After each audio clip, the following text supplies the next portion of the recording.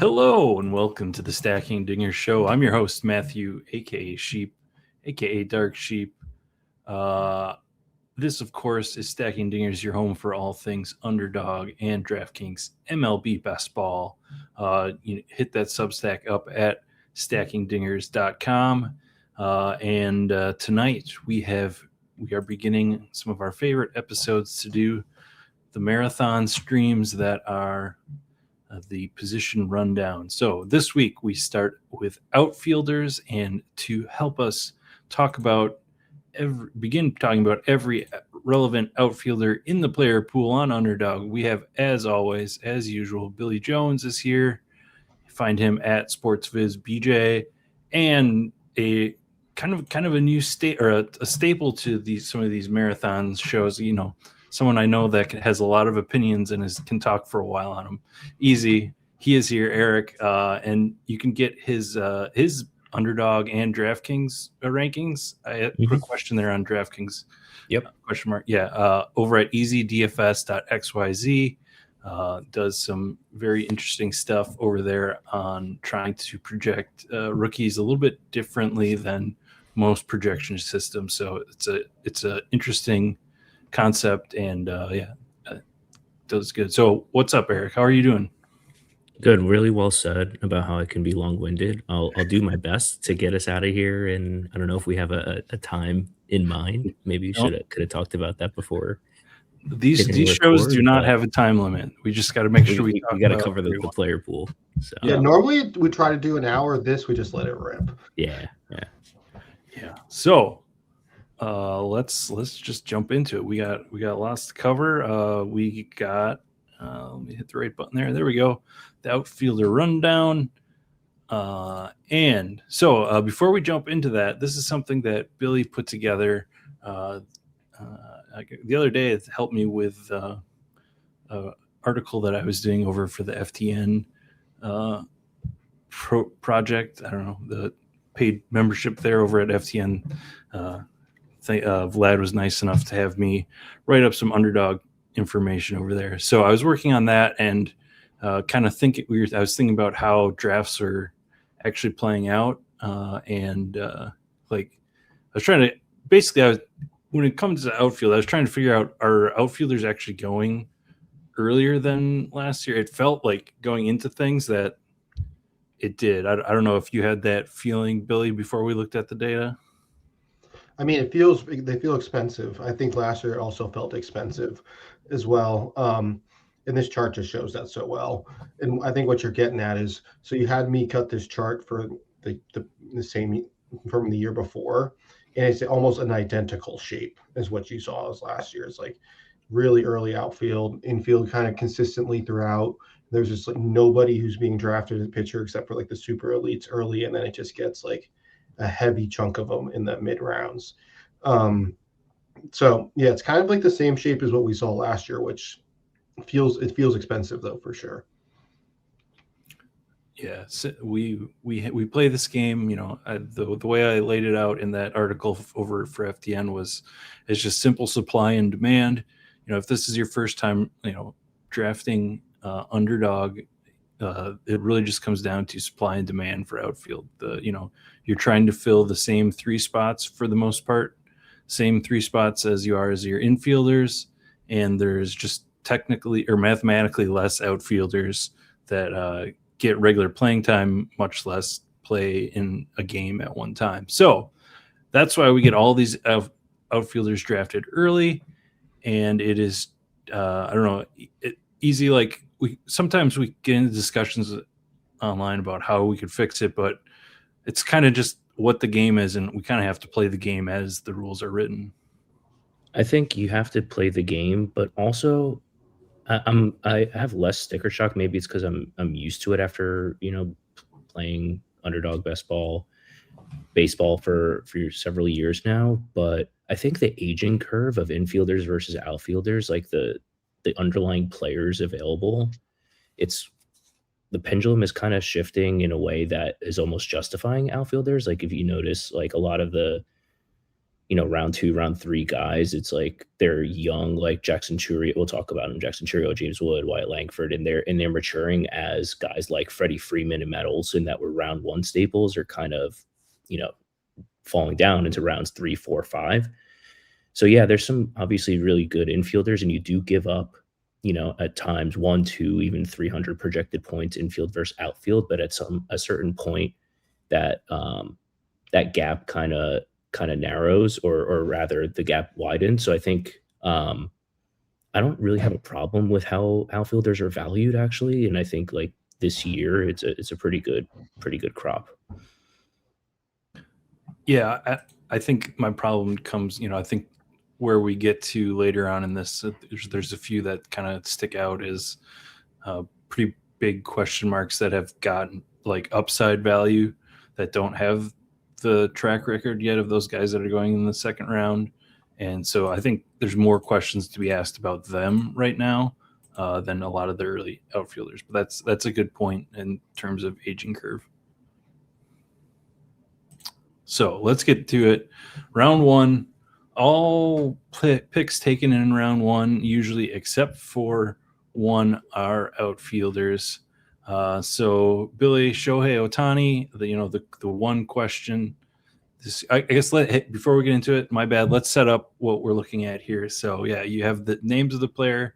They're going to be by round. It's going to show the team, the ADP, the positional rank, so which outfielder they are, and then you have pulled the Bat X projections, and just this plate appearances and UD total is throughout the entire baseball season, not the entire underdog season. It's important to know. And then you have the underdog points per plate appearance, and then just as a general, like, kind of who these guys are, you've pulled the WOBA, or the weighted on base average, and the K percent. I guess what led you to kind of those two things, Billy? Yeah, so like the reason why we care about like the total points and the points per game, like the game is about accumulating points. So just very simply, this gives you a baseline for that. But because we play best ball, it's not just straight total points across the whole season. There's spikiness that happens. And so what I'm trying to capture with the WOBA and the K rate is kind of explaining who these players are. What in the WOBA is just going to how much thump do these guys have? You see Judge jumps off the plate page as someone who just hits the ball to the moon and hit a lot of power, a ton of bases. And also I just wanted to see how much like swing and miss profile was in that for that strikeout rate as well. So that's just kind of what I was thinking here, is given totals of how they're going to, what they're going to score and how they're going to score it. Yep, exactly. So now, as I was saying, we have 11 outfielders here in the first round with a first round ADP. Shohei Ohtani, easy. I'll throw this to you. I think the one question is how a full season of pitching is going to affect his playing time, as well as do you have any concerns? I've heard it phrased such that, does he have double the injury risk pitching as well as hitting? I used to subscribe to that and then got absolutely buried when he had a record-breaking season with 50 steals. So I just think I think the upside is just too great. Plus, like the raw projection puts him, narrow-ish ahead of Judge. I think you just have to. And I'm a Yankees fan, and it pains me to say. I think you just do have to take Ohtani 101, and you just take Judge when he's available at 2. I think Judge. I do have Judge graded ever so slightly higher on like a pure spike, like week, like metric, but not enough to narrow the gap for me. Unfortunately, I think Ohtani's just too good in that lineup. Yeah, and it always comes down to, if you want to get Ohtani teams, you have to take him first. So people do take Judge first. I don't think really. I haven't seen anybody else go. Maybe I've seen a Juan Soto go first, but I don't know. Have you seen anybody else other than Ohtani or Judge go first pick? No, and it's like second pick too. as well. Like these two guys are head and shoulders above everyone else. Like just look at the numbers itself. Like against Soto across. I mean, this is whole season numbers. They're 100 points more, and if we're trying to accumulate points here, they're going to be so good for that. So yeah, like I would even like want to say with Easy, like the Judge is my 101, but either of these picks, as long as they're healthy, is going to be the best guys in the first round. And there's unless or they see massive regression, which doesn't seem like there's any signs of that for either of these players. So I'm just going to kind of just take those two and just move on. Yeah. The next one I did say it easy is Juan Soto. Put up a like by far career high in steals last year, and that really affected his scoring as well as he got to the power. And that's with most people saying, oh, he had a down season to begin with, and people were worried about him. So I guess do you have Juan Soto number 3? I do, yeah, and like you can see kind of clearly here. I don't think he's in the conversation in the top 2, but he is closer to 2 than he is to 4 for me. And kind of all the statistics bear that out. I mean, I suppose if you wanted to poke holes, like I forget that they lose their first base coach or third base coach or whoever. Yeah, the first base might coach have been, responsible for having an aggressive trigger finger and sending him, and you lose Pete Alonso. But ultimately, I think the top 3 are very, very, very safe outside of injuries. I don't see. I mean, famous last words. I don't think regression can touch these guys. Yeah, Billy, that first base coach now is in the Braves organization.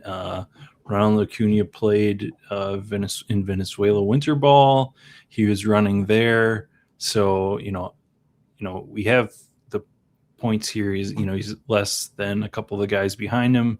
But, how much of his projection and like scoring and ability to maybe beat these guys ahead of him is tied into his ability to run after, a few leg surgeries. I don't think I don't think these numbers are expecting him to be like a massive runner, and there's definitely upside in the projection if he does. I think my heart wants to have Acuna number 3, but even though like the projection right here says that there's a pretty big spread, so it doesn't really make a ton of sense to do that. But I don't see Soto like in his best season being the 101.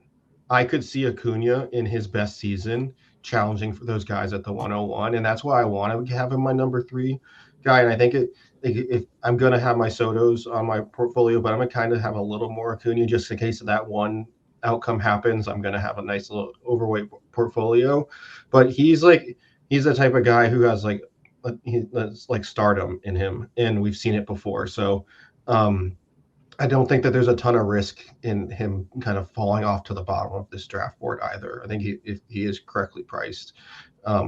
Yeah. Yeah. The 40-70 season, we've seen no reason, like if he's healthy, couldn't do that again. Eric Corbin Carroll is next. He's ADP 5, closer maybe to 6. I think from here you can I feel like ADP is kind of all over the board. I mean, not ADP, but where people are actually taking these guys is off all over the board. So I guess Carroll, is he there for you at 5 usually? I do have him at 5, and Carroll is an interesting guy where there's still ambiguity, or I had to make a call on have we seen everything there is to see from Corbin Carroll as far as upside and prospect pedigree? We're talking about like a 65 plus grade, prospect. He was probably he's probably shown more power than people thought when he was, coming up. Is there another gear in there if he's healthy and doesn't have, hand issues or whatever he's kind of battled with? So yeah, I do have him at 5. I think there's probably some underlying upside above and beyond, the on paper projections, just given his age and pedigree, as opposed to probably most of the rest of these guys that we're going to be talking about. So I do have him at 5. Controversial potentially, or maybe I'm just slapping or being too much of a projection slap. You actually don't have Acuna at 4. I have him at 6. I think we've only seen 2 healthy seasons out of 8 for Ronald Acuna. Maybe there's a lot of noise and fluke to that, but I think that's enough hesitation. And we've really seen Schwarber kind of take the next level. So kind of jumping ahead here, but this 4, 5, 6, I kind of see clustered as one tier. I get all health equal. I think Acuna is the top of this bunch and could challenge Soto, but I think the 4, 5, 6 is a really, really impressive kind of grouping here, and I don't fault anyone for taking them in any order. A follow-up though on Corbin Carroll. How much concern do you put on the weaker lineup this year that the Diamondbacks are likely rolling out, and potentially even still, a mid-season Ketel Marte trade is not out of the picture? No, that's for sure fair. I think that possibly there's like an outlier chance that they've messed up the humidor. I forget if it was Arizona they were talking about with that, or if it was somewhere else that came out this offseason that they were like, oh, these balls have been like a lot more dead than we were trying to bake them to be. Mm-hmm. So like, I don't know if anyone is baking that into projections. I have no idea how you would. Yeah. So I know, Chase Field has suppressed power quite a lot in the past couple of years. So I think you could kind of easily argue any lineup risk might be offset by this like unknown, like, oh, what if the baseballs are a little hotter than they have been the past few years? Okay. I did not hear that for Arizona. I know Tommy Pham was saying that about Pittsburgh, but I'm not sure. Make that up. I don't think you made it up. I think you put it on the wrong team. Okay. It's the Pirates that had that, that's still pretty unsubstantiated. Tommy Pham's kind of he likes to talk. It does. You're right. It does suppress power. Maybe, and that was one of the first places that had the humidor put in, other than Coors and stuff. So there's a chance it could even just have been an aged. I don't know. We won't theorize because I don't know that we have any facts here. So, Kyle Schwarber finally getting his due in terms of ADP. Obviously, most people are not interested in Kyle Schwarber in any roto formats at this price, and the stock on there is high. But Kyle Schwarber, can he perform? Can he put up points like last year? Another year older? Yeah, one of the more like misunderstood picks over the last couple years is now got it appropriately priced. I will say though, he's coming off like a career year, and I hate buying guys at peak price off of career years. But he's also in like what would be like the prime of his career, and what he does is just like pull fly balls for power, and it works so well. He doesn't even really care about the batting average. So I think that I wish he was a little bit cheaper, but as Easy said, this whole like group of players is someone are all just like worthy of being targeted, especially Schwarber, who hits like home runs, which is perfect for this game. And he does it in bunches too. That's another thing for spike score. I guess Easy, does he stand out in your spike score with the way he hits balls? Yeah, definitely. Him 4th or 5th. So that kind of checks out. But like all of these guys are very, very tightly bunched. It's not until you get toward the last couple in this round where you can start to see a cliff. But it's like Ohtani Judge, very clear tier 1, and then Schwarber is right up there in tier 2. Yeah. All right. Then Kyle Tucker is next, ADP of 8. This is where, we'll talk about Bobby Witt fits in an ADP structure in the infield show. But easy, Kyle Tucker basically signed to the Dodgers and moved up half a round. So I guess, first of all, do you think that's warranted? And second of all, with when we're talking about Acuna and his, only so many years of healthy seasons, we haven't seen a fully healthy Kyle Tucker for a while either. Yeah, and this actually brings me to think about that question you asked about Otani is like, are the Dodgers strong enough that they could be more selective with how much they play guys in through nagging issues? So maybe I'm talking out of both sides, which you'll probably hear a lot, but I'll try and be decisive. But if you wanted to break ties away, I wouldn't blame you. Having said that, I think Kyle Tucker belongs at where he goes now. If not, I wouldn't even hate it. It took him ahead of Bobby Witt, and I do like Bobby Witt a lot. I think the positional scarcity stuff is pretty real.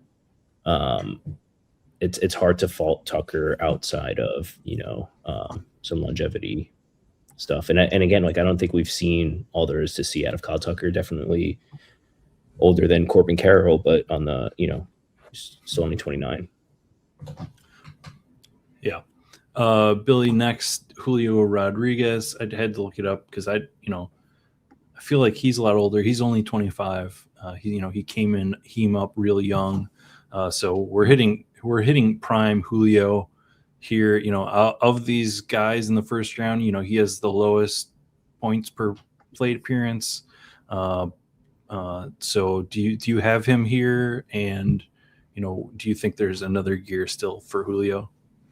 I do think I think there's another gear for sure. He's a 25-year-old who we've seen just like 30-30, 2025 or 2024, and then 30-30 again. Like it's what we talk about, rock solid floor with the ability to get to more.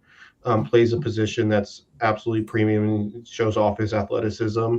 The one kind of knock is that park is harder to hit, but we did see Cal Raleigh go for 60 last year, so it's not like it's that big of a deal when you're hitting the ball out of the ballpark.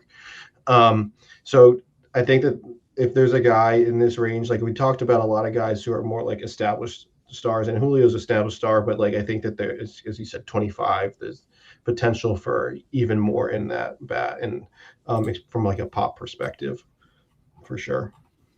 Yeah, and they've got probably their best lineup, outside of they had Suarez there, so they have a pretty good lineup, just like they had into the playoffs.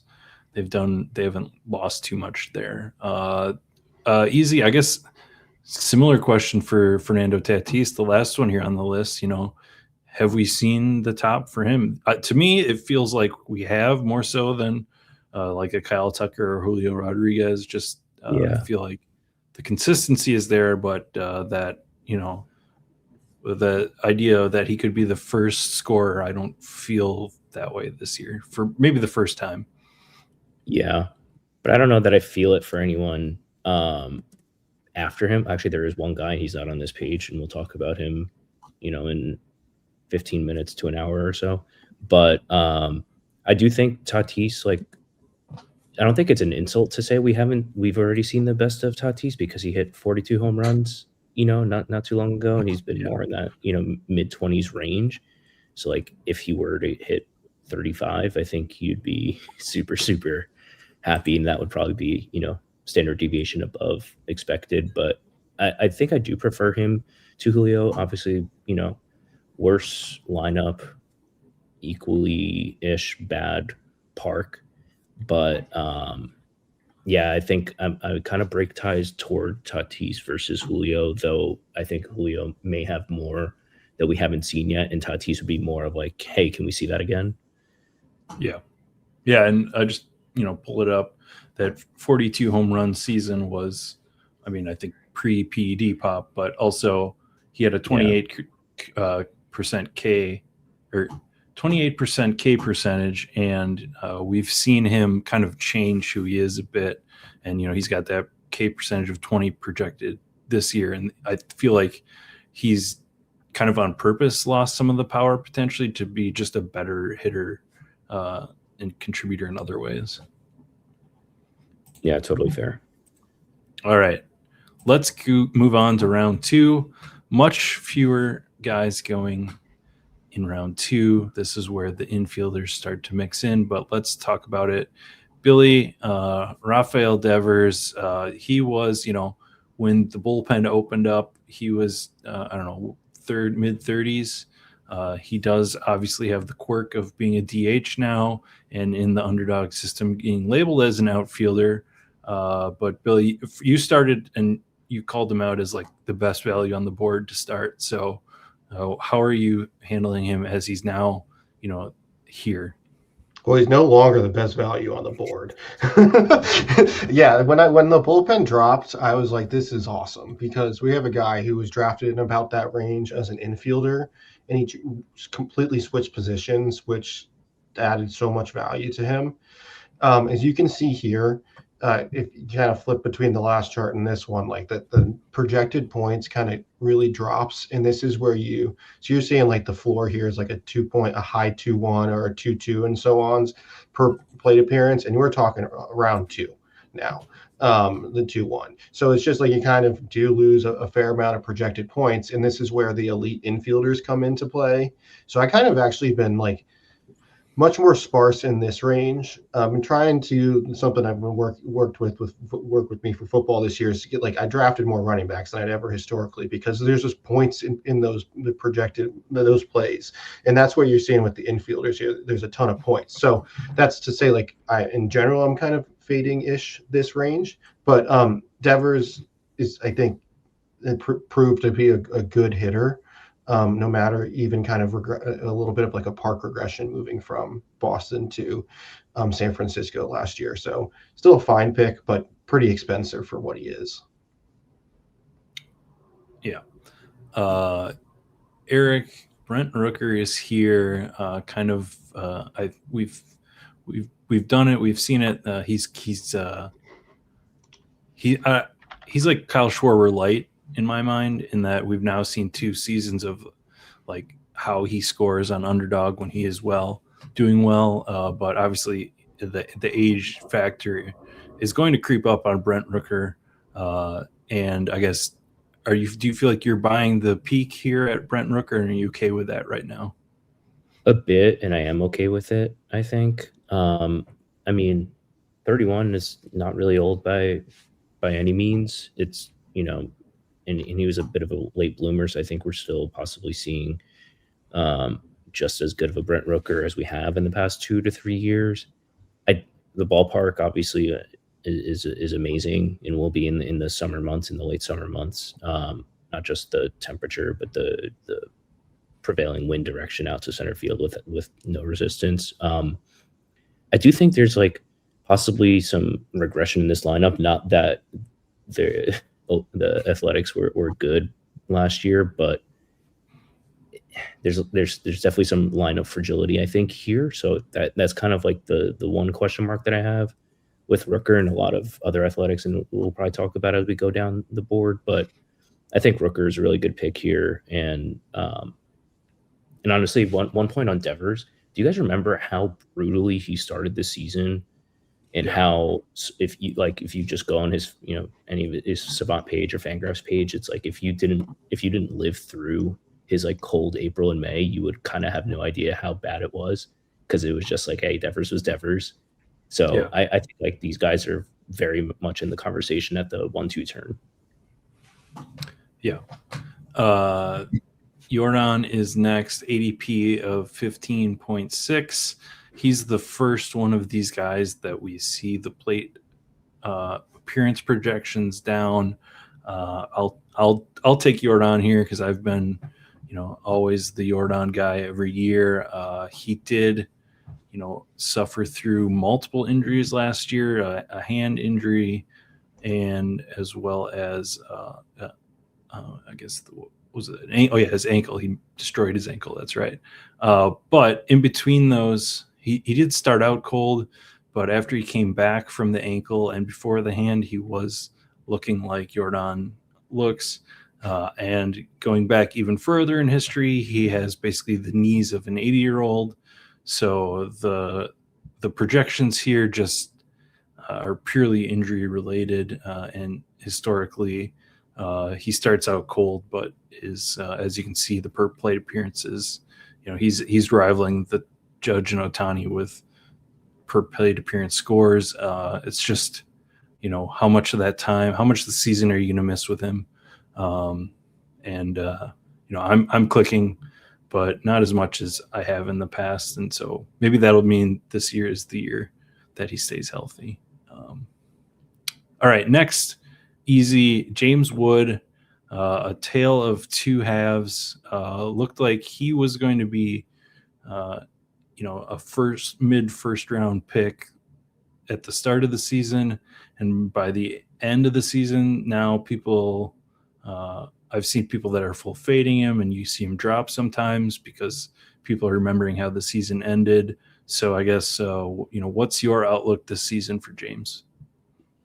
I think I'll give the 22-year-old a pass for having a slow third half of his career. When you're talking about one of the best hitting prospects that we've had in the past few years, raw power. I wouldn't say that he's got Vlad in him per se. I mean, he's a much worse hitter than Vlad, raw hitter, but definitely some launch angle question marks on top of the swing and miss profile. So I get it. I'm a little bit neutral on him. I started off a bit hotter on him. I'm kind of leaning other directions right now. So I have him at 20 versus an ADP of 18. So I think it's I wouldn't fault you for wanting to lean in, and I think I would scoop him up when he falls. Essentially, is where I kind of land at. But I'm not worried that he's a fluke by any stretch. Yeah.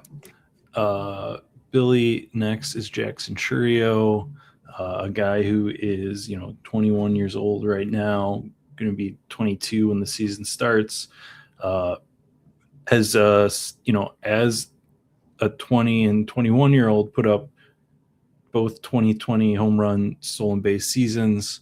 So Billy, what's the upside here? What can you project? Maybe, do you feel comfortable with that as a baseline? Is that what he is at this point, or what do you think?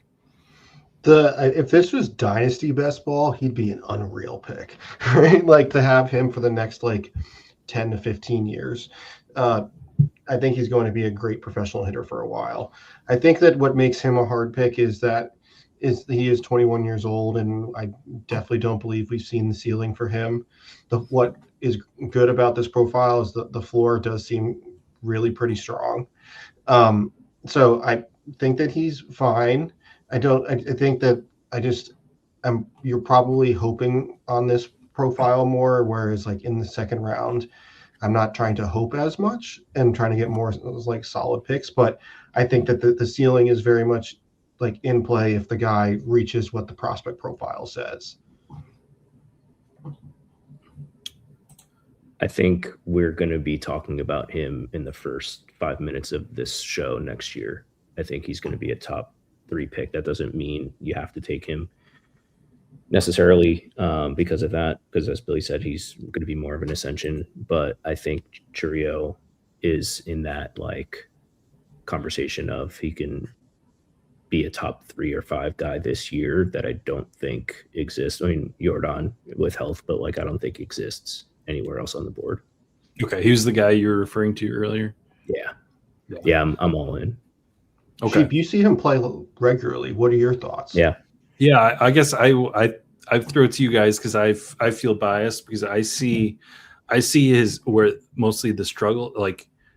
I see the struggles, and it's early swings, it's early strikeouts. He does not get ahead in any counts. He doesn't really give himself a chance to work back into at bats, but that can be fixed as a 21-year-old. It just did not that was something that was identified at the start of last season and didn't get better. So that's where my bias is seeing him or experiencing his at bats. But the other thing I will say is he did have some hamstring issues, and if he was actually in for the whole season, that he would have been over that 2020 mark. But I hope you're right, because I'm still drafting him, even though I just said I have all these problems with him because I just think he is going to ascend at some point. So yeah, let's hit the next slide. Round 3. So I didn't mention it, but these ADPs were as of February 9th. So we have 2 Boston Red Sox guys here, Roman Anthony and Jarren Duran. Billy, let's start with maybe the elephant in the room as of now. We kind of have like the rumblings between beat reporters and kind of some Alex Cora statements as spring training is starting here, and maybe some theorizing by some fantasy analysts that Jarren Duran might lose some playing time against left-handed hitters. So I guess where do you fall on that, Billy? And how long, if this news is hanging out there as the primary news blurb on him, what do you think about how his ADP is going to fall from here? Sorry, slightly distracted, right? Is he trying to pull off that I tried to be subtle, but anything but. Well, at least the other one didn't come up with it. Yeah, sorry. But yeah, so I mean, I think that this is like classic, like spring training preposterous news blurb comes out and people overreact to it because I don't know how much substance is there in reality. But I could see how it could happen in the sense of like Duran he's lost like leadoff spots in the past. But I don't know. I hate it. Doesn't feel too substantive, honestly. It's just like kind of my take on it. Yeah. I've been anti-Duran for the past 2 years while he's putting up 1,400 and 1,600 points. So I don't think I can give a fair assessment in this, but I am fading him once again. So I was kind of happy seeing that. Oh, maybe not. Because I will say though, if his profile is 100% driven by like mass volume, if that gets cut, that's going to be frustrating for him. Like, is it trying to drive points? Where he's like putting up like 700 plate appearances. That's not going to happen if he's getting doxed even a little bit. Yeah. Eric, the other Boston Red Sox that I skipped over, Roman Anthony. Historically, the Bat Axe is not a fan of these, like, I guess he had part of a season, but these rookies, but already he's showing full playing time. And he's showing similar, point totals to these other guys. I guess where does Roman Anthony sit in some of your young prospect analysis? Really good. It's the exact kind of profile you want for this game. Like a lot of raw power. Like pretty decent athlete. Really good hitter. Really good hitter overall. Very very strong debut. Possibly concerned with like just how young he is, and now does that counteract my Churio point? But we've seen it from Churio for 2 years. We've seen it from Roman Anthony for like 2 months. So I'm a little hesitant, but like I have him, one spot after ADP. I think if he falls into late third round, I think you buy that all day. It's a really good profile. I mean, unless things go horribly wrong, like I think his playing time is pretty secure. Like I don't know who he's going to even be losing his job to. And, the Red Sox are probably more in the contender era than they were last year, but I still don't see them having any incentive to not play Roman Anthony nearly every day. So I think he's perfectly fine where he goes. All right. Billy, PCA, Pete Crow Armstrong, ADP of 29.5. Kind of the same story as James Woods in terms of like how the season played out. We thought, people were talking PCA MVP votes at a certain point, a couple months into the season, and then we just saw it really fall off. So, how do we take this guy that we've seen be really streaky? How do we take that and apply that to best ball? Well, fortunately, best ball, it doesn't like nerf you as much when you have those really weak runs of the year. And one thing that's beautiful about PCA is defense is so elite that if he's not hitting at any one time, he's still going to get his opportunities. There's not like, oh, he went from he's a league average outfielder and he was a good hitter and that went away, and now what is he really giving you? He's just like an average player. He is elite in center field. So I think that's the one thing that really helps him out. And Jess, I think he's got, in some sense, like very, very different player, but like Kyle Schwarber's always been misunderstood in this game because of like low batting average and like doesn't really run. So it just doesn't seem like a kind of guy that would fit. But I think that PCA is a similar sense he does it very differently, but like his super spikiness and going on runs will get nerfed in traditional roto. And that somewhat translates over to here in my mind. At least this is kind of my take on him. Yeah, I agree. I have a hard time taking him here because of the guys, Anthony, Langford, Merrill, kind of the other youth. I like the consistency that they show, but I can't fault people for starting a cup stack or whatever with PCA. Yeah, I mentioned him here. Easy, Wyatt Langford, kind of. One of those guys that, I guess it was the Langford, Jackson Merrill, and Jackson trio all kind of came up together the same year. Langford has, basically become this Texas Rangers lineup in a lot of ways. So, where are you sitting on Langford this year? I have him at the top of this bunch, and I think if I had to take him in the second round, or at least at the 2-3 turn, I would. I think that's just the cost of doing business. Like super great polish. It's like what he's done at age 22 and 23 has like been disappointing, and still we're looking at like a WRC plus of like 118 for year 2 in the league. So came out very MLB ready, but really good profile, like home run, steals. Like we're gonna get 2020 quote unquote locked in. I think you can get 30, possibly even 35 home runs without blinking an eye if we continue to see some extension there. So maybe some lineup concerns, I guess, is health wise, but I think the ceiling is there, and I think you have a decent enough floor just due to his legs and his ability to get on base. Yeah, I've said it here. My biggest concern is, the soft tissue stuff is kind of cropped up a little bit, and that kind of body type. I have that concern, but pretty trouty. Yeah, that's I said Tyler O'Neill. He's not quite as big as Tyler O'Neill, but he's still in his prime. So I don't think you give up on him for a few things. But I think it's something to keep watching.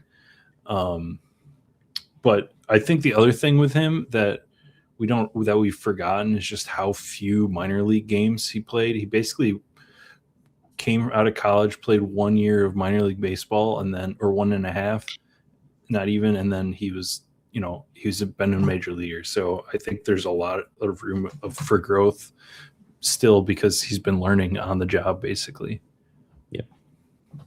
Billy, Randy Arozarena here is next.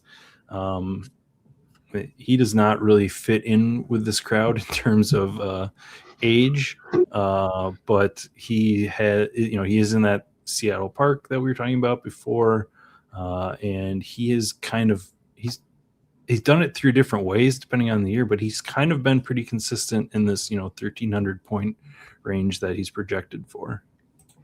Yeah, like just rock solid performer year over year.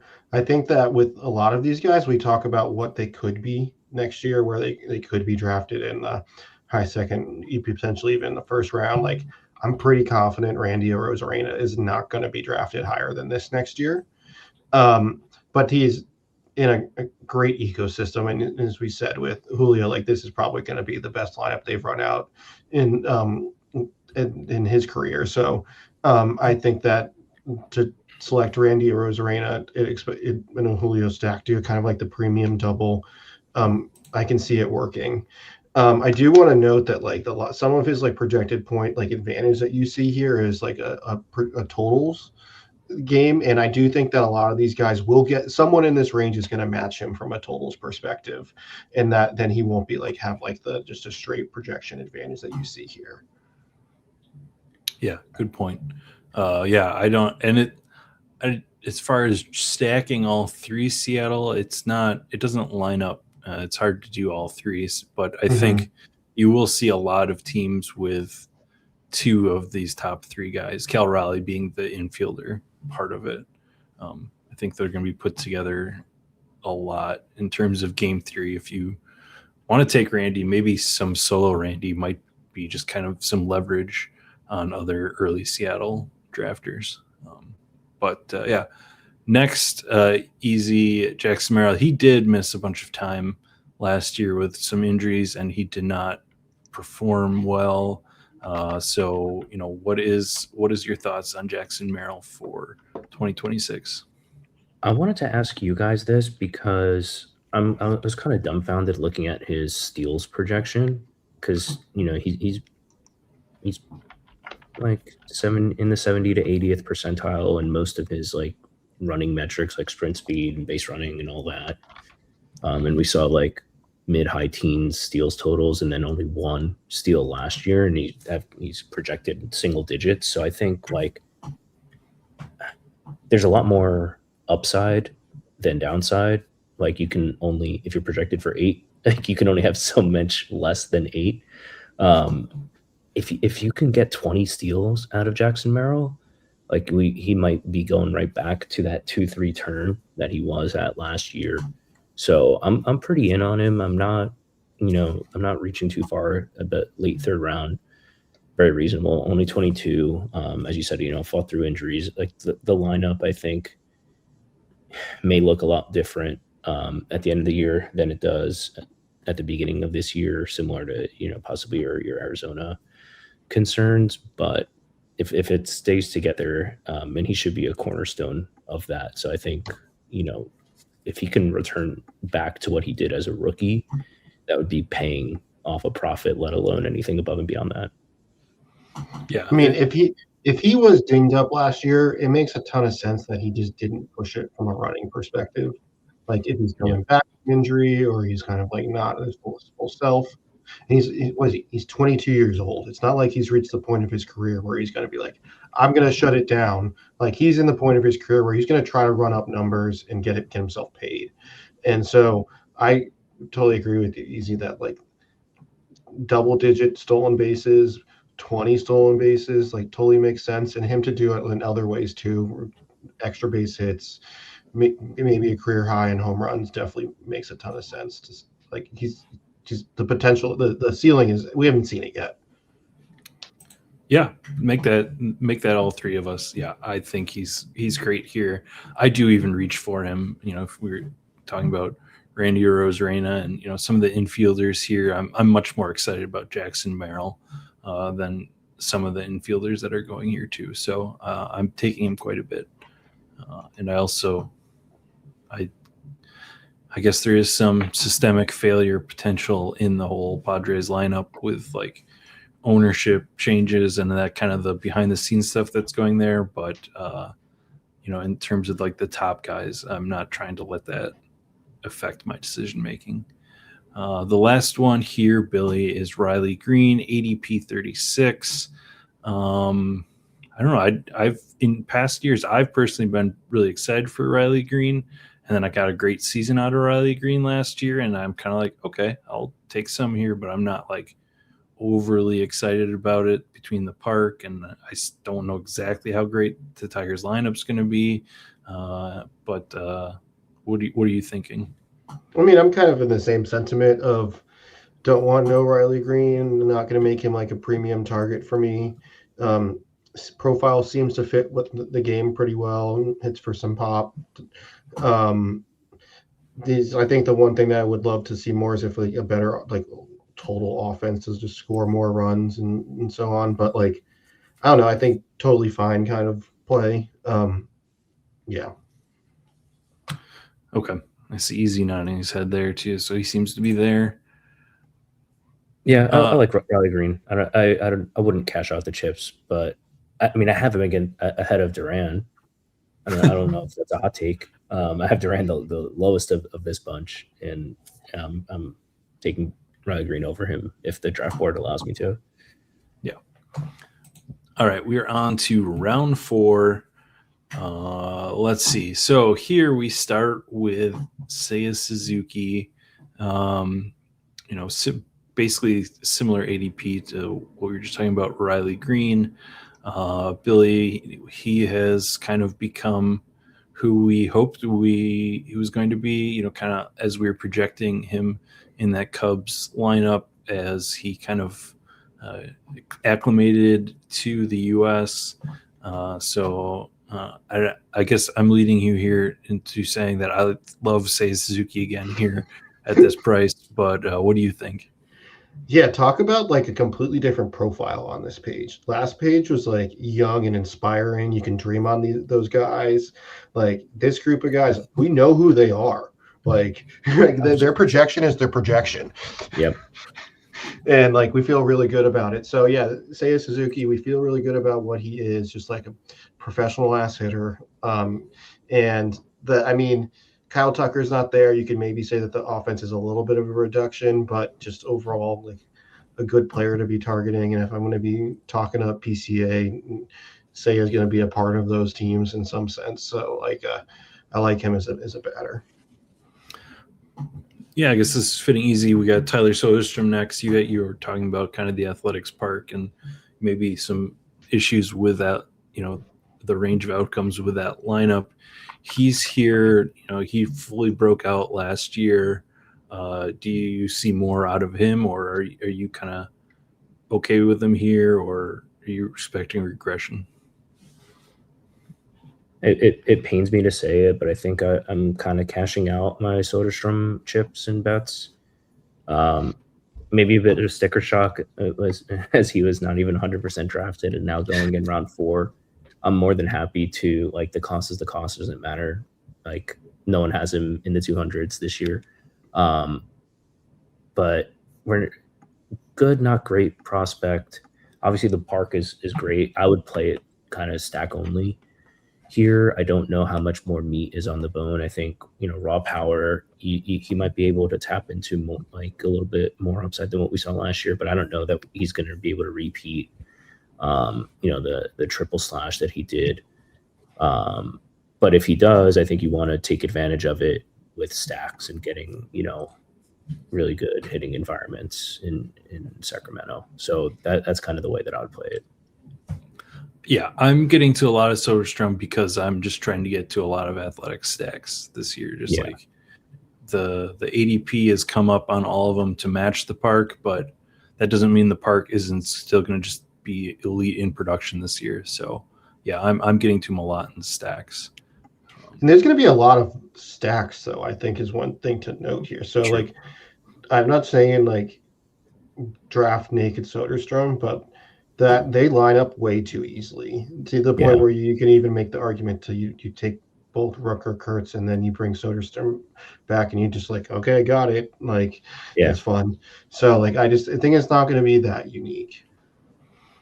True. You're saying I'm not ahead of the crowd? Come on, Billy. I'm the only one that's starting the Athletics this year. Come on. I have a show all about it. I should be, everybody's following me. That's what it is. It's not anything else. Actually, we'll stay with you easy on this one. Cody Bellinger, he's back on your Yankees. He is, he is the hitter that you want for that park. He's the beginning to be the red here in the actual like projections in terms of per plate appearance stuff.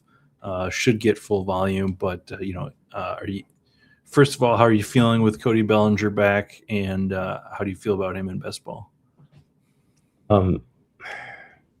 As a Yankees fan, I feel like I need therapy, like kind of running it back with like a slightly worse version of every single team that we've had the past few years, and having to grin and bear it as our deadline acquisitions are injured players coming back. But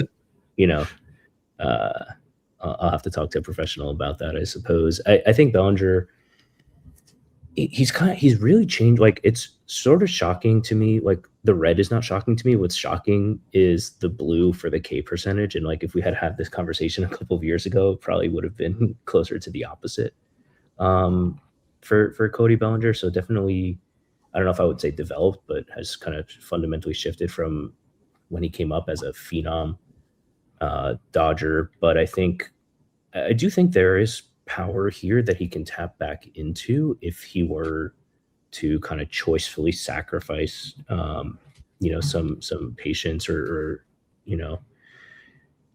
try to not go oppo and take what's given and try and get some over the fence.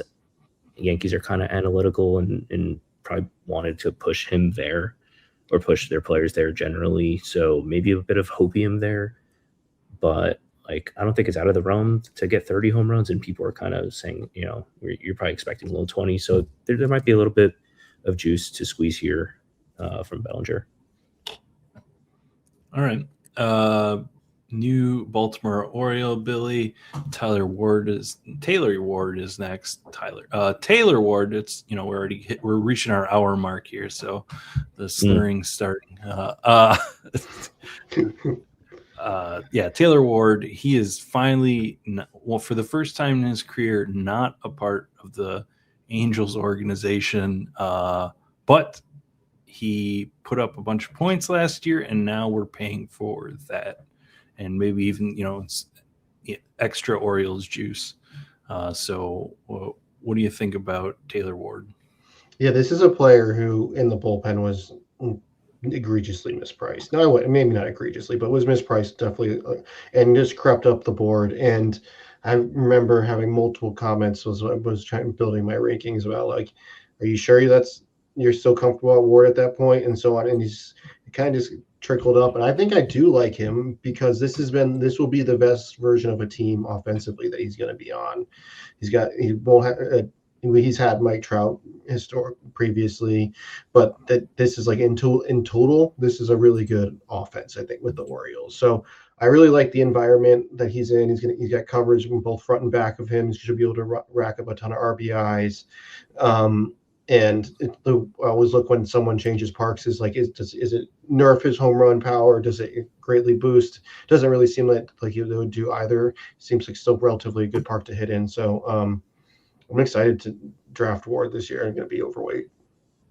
Yeah, if I could piggyback on the park, I think if you look at and it's very common to look at 3-year rolling park factors. Camden Yards infamously moved their fences back in left center because Gleyber Torres hit like 12 home runs there one year and has done next to nothing since, even though he was an All-Star last year. But they were, for right-handed hitters, starting in 2020. So in 2021, they were a 133 park factor for home runs right-handed. 133 meaning 33% better than average. They moved the fences back, went to 81, 66, 90. Last year, I think they sort of split the difference. It might not be all the way back, but it was at 108. So you went from a fairly negative park to very positive, and for both sides of the plate was pretty advantageous last year. But definitely, a lot of projection sources use that 3-year rolling average. I think the more sophisticated ones kind of will take the changes into account. But I think that's probably why Taylor Ward is projecting so well. It is a pretty good ballpark for right-handed power. Yeah, and I think one other thing I'll add about Taylor Ward that we don't have to say about him that we're going to mention in some of the other Orioles players as we get further down is he should have full playing time. It's not like he should have a everyday position. He's not going to be in one of these more crowded kind of roster spots that the Orioles have and kind of tend to do now year after year as they kind of clog themselves up between prospects and veterans. So I think that's another positive on Ward. Ian Happ, Billy, I guess you're getting all the Cubs tonight. Ian Happ is boring. He is whatever he is, but he's still going here because he continues to put up points. Yeah, just like a a volume play, kind of like take the pick and move on, kind of guy. But I'm not like excited about him for sure. I think we've seen who he is. I don't think there's much ceiling in here.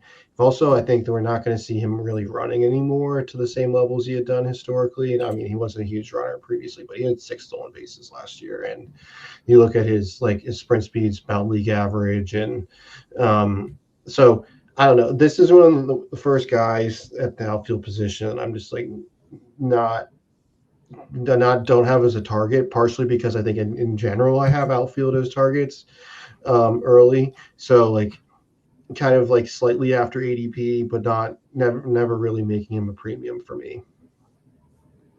Yeah, I'll put them together with a couple other Cubs too, more often. Easy next, George Springer, ADP 45. Pretty simple. We saw like prime George Springer last year. He stayed healthy and he dominated. He is projecting like he's going to dominate again. And if he does, this is a value still, even at 45.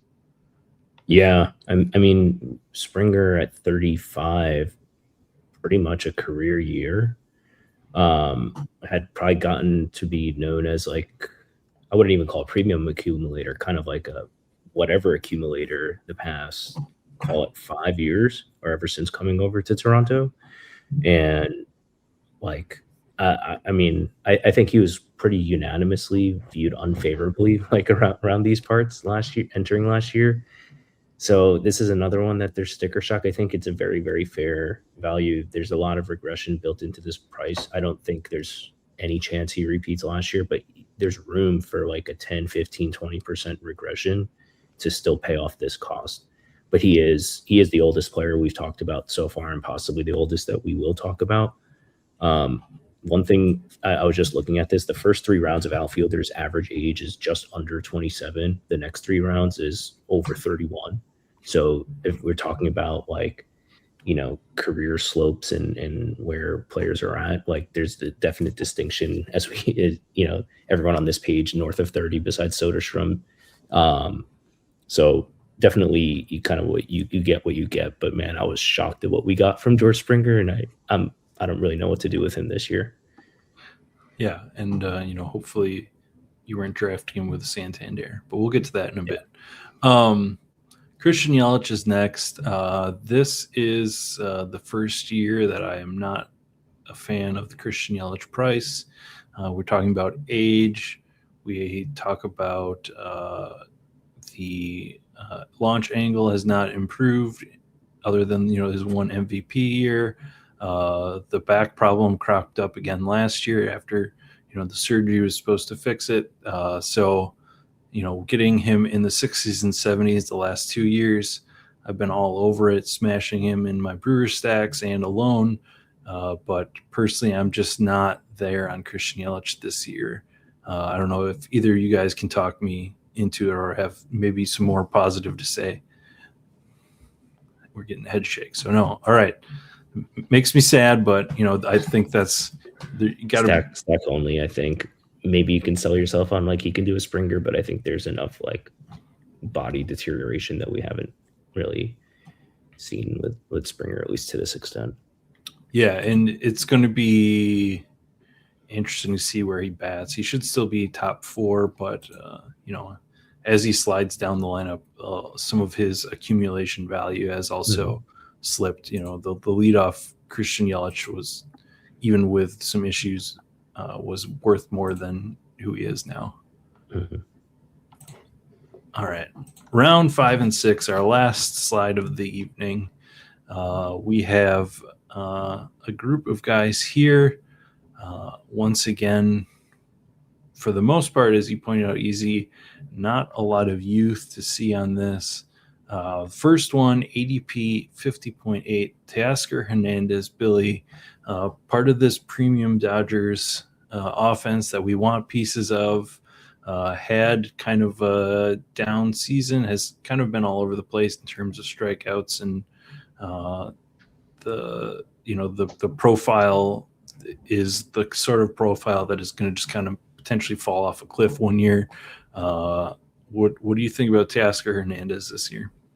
I'm pretty convinced that his ADP would be like a lot lower if it wasn't completely pinned to Otani at that turn. It's just because stacking the Dodgers isn't easy, and some of their like stacking pieces are infielders. You do feel like, okay, I can't get behind structurally. Like the stacking options don't fit into that. If I'm gonna put one on, okay, I gotta match it, and so like he kind of fits into that like if this then this, if this then this kind of situation. But I'm not like excited to draft him as a guy who's towards definitely on the back half of his career, and as you said, like massive swing and miss, and if that power goes a little bit, like that's the swing and miss becomes even more problematic.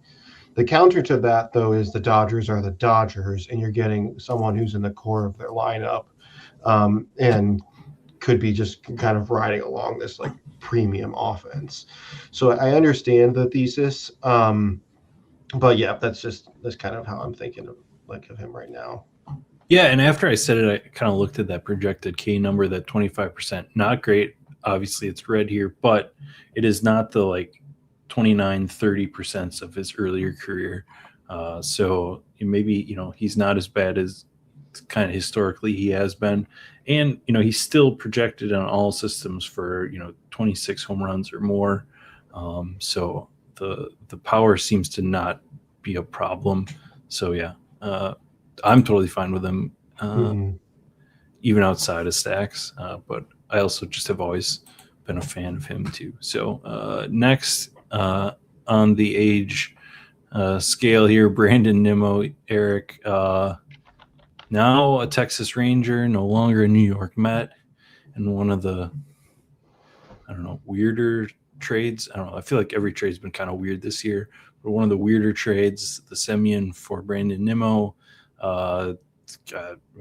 Is he going to be the leadoff guy there now this year? And, can he be one of these accumulators in Texas that we are happy with at cost? I think so. I think like this is where you really have to feel confident about your like positional scarcity stuff, because nothing about the profile jumps off the page. Good hitter, good on base. Like I think you're kind of getting the Yelich, but a little cheaper. So I think maybe less running here with Nimmo, but I think the cost is pretty fair. I do have him ahead of ADP. It's kind of boring, but I think it's a good way if you over-index on infielders. If you take the projected points like in round 2 with like a Vladdy or Kurt over the outfielders there, I think like you take your medicine with Nimmo. And it's maybe that's like a little too pessimistic. Like we may be overconfident in like who's boring and who's not, and how valuable a boring player is. And I don't think the cost is too prohibitive to eat your vegetables and take Nimmo. Yeah, I'll jump ahead here and just point out Jurickson Profar too. I think both of those guys I'm taking here when I'm in that exact position that you're talking about. Maybe I took an outfielder and then 2 infielders for that projections, and I just want to get a Nimmo or a Profar and get these potential leadoff guys in decent lineups that have shown year after year good skills. And something we have not mentioned so far is the eliminator tournament. I think these kind of players like are interesting in an eliminator. If you're going to stack like just more points from infielders, and you want them just like, okay, I need to raise the floor ever so slightly with a guy who could hit a ceiling too in an individual week. They're not bad players. Could run up like a decent number across the whole season, but like, okay, the position's a little light. Let's get back on track. Make sure that we have like the net requisite points to even compete. These guys help with that. Yeah, and let's rather than going in order, let's actually just keep going by archetype here, because Brian Reynolds here at ADP 69 kind of fits the same discussion, except Eric, we did not see it last year. No, not I guess now I can thank you for giving me the opportunity to revise that. It's PNC that they are speculating is going to change what they're doing to the baseballs there. Man, that lineup is like, I don't know, their offseason talk about weird. Like, they're spending as if there's a salary floor, and I'm not aware that there is a salary floor implemented, but like it's kind of textbook like, oh, I guess I have to spend $10 million on 3 players nobody else wants. But that's not Brian Reynolds. Brian Reynolds he's very fine. Like he's a get you back on track guy somehow. Like you can backstack it, with some funner guys or cheap guys later. I think it's fine. Definitely a discount like versus like round 3 Brian Reynolds, but I think like at that time, like we all knew, like we said it before about like Randy Rosarena. It's like that was probably the most expensive, and we knew it. So yeah, curious. That's a good comparison. Billy, another archetype we have here, Byron Buxton. Brian, jeez. I've done this before. I've said that name before. Byron Buxton and Mike Trout. These guys that put up massive per plate appearance numbers when they're healthy, and they're not usually healthy. Yeah, I think you could, if you're going to be general and lump them together like that. Buxton and Trout are these premium stars that have not historically stayed healthy.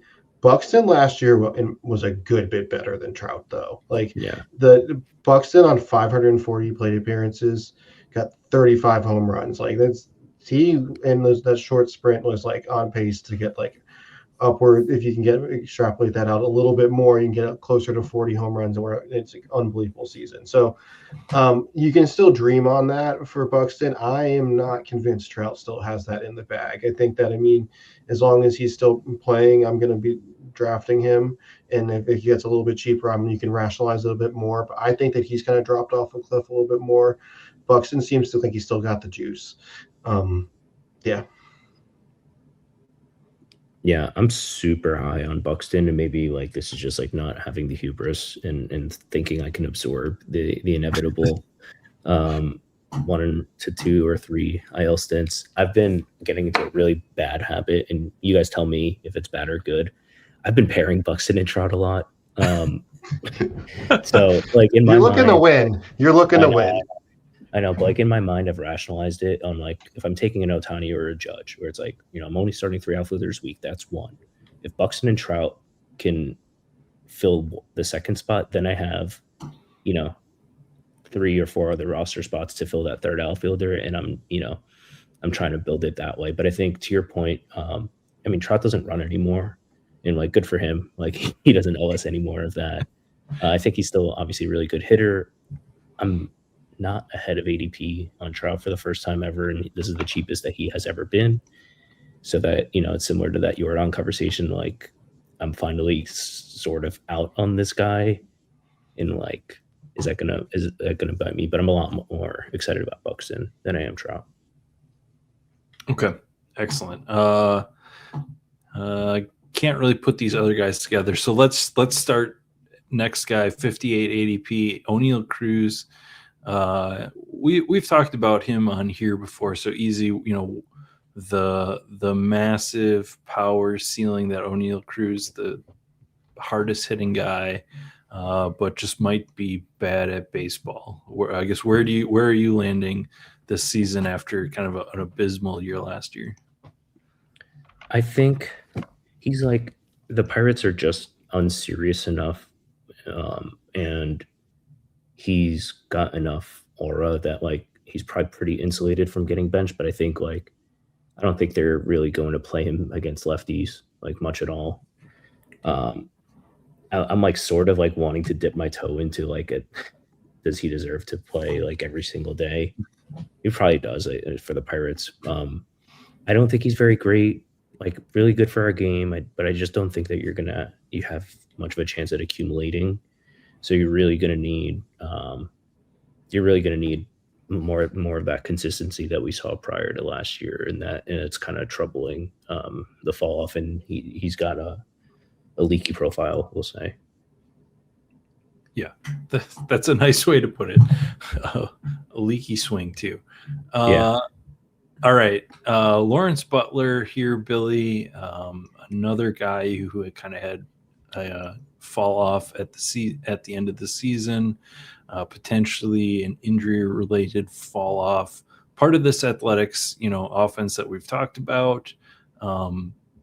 I feel like, me personally, like every other week, I change my opinion on what I want to do with Lawrence Butler. What about you?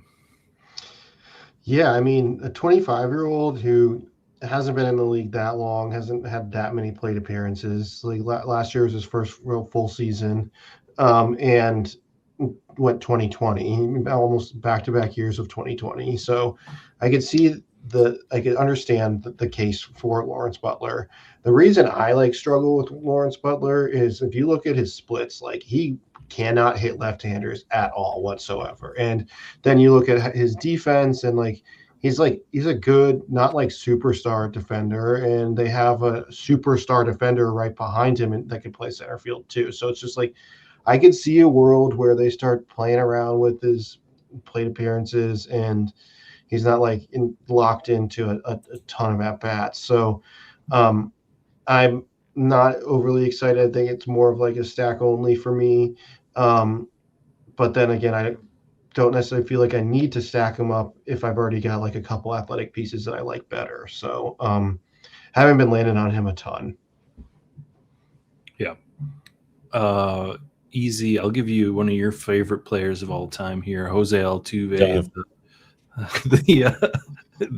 the short king of all short kings.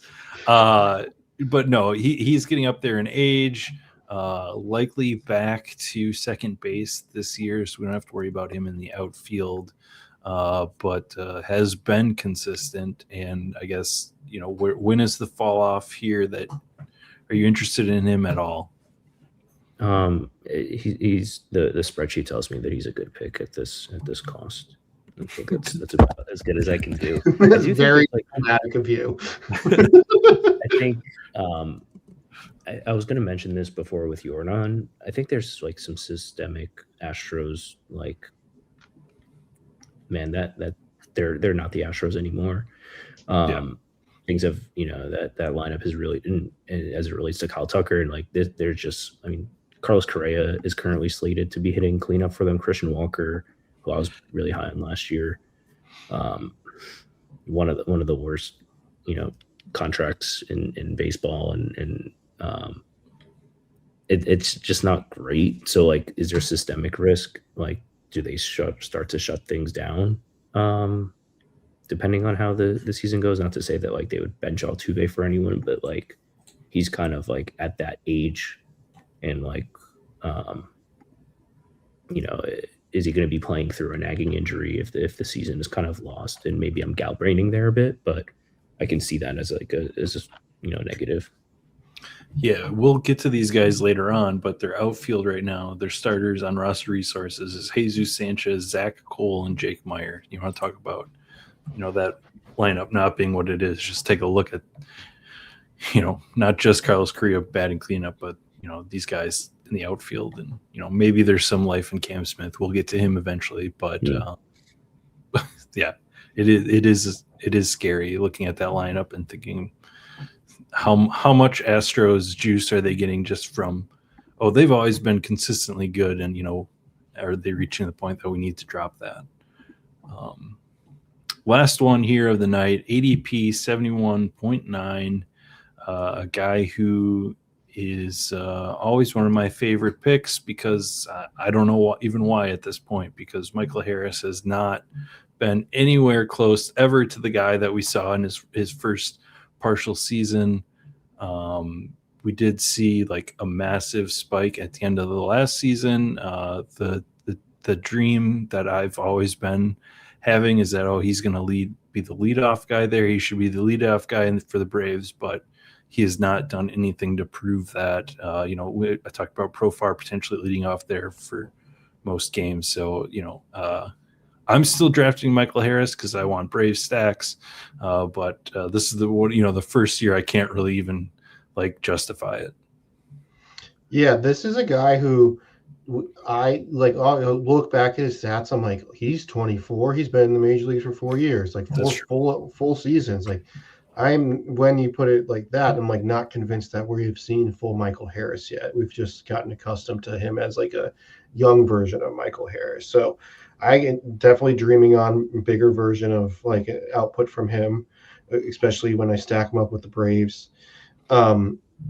But yeah, as you said, like the dream of him leading off, I think has gone away. I think a lot with the Profar coming in and just being that guy. But I could see it happening. There's just that offense is a lot. There's a lot of mouths to feed there, and not everyone can lead off. Yeah. All right. So we did it. We made it through the first 6 rounds, which according to my calculation was the 38 outfielders that we talked about, and currently 73 with ADP. So you will have to tune in, everyone, into episode 2, which will be out Friday this week. We'll be recording that tomorrow night. So we appreciate everybody for tuning in. And, if you reached this far, shout out yourself in the comments. If you made it all the way through, our wonderful monotone voices that Easy and I have. Billy, you have a little more inflection sometimes. So that's crazy because a lot of my friends say I'm monotone. All right. So for Easy and Billy and myself, enjoy yourself out there and keep drafting.